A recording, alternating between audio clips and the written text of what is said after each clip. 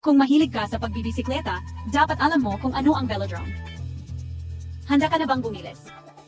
Ito ang mga detalye. Ang velodrome ay isang espesyal na hugis oval na arena na ginawa para sa track cycling. Isipin mo ang matarik at kurbadang mga liko, disenyo para sa pinakamataas na bilis ng hindi lumilipad. Karamihan sa mga Olympic velodrome ay 250 metro, pero pwede rin itong 333 o kahit 500 metro ang haba. Ang ibabaw, kadalasan kahoy o semento na may kulay na linya para sa diskarte sa karera. Anong bisikleta ang pwede? Kadalasan track bikes, fixed gear, walang preno, makinis na gulong, gawa para sa purong bilis. Sa ibang kaso, pinapayagan ang binagong road bikes o fixies, pero laging magtanong muna sa organizers.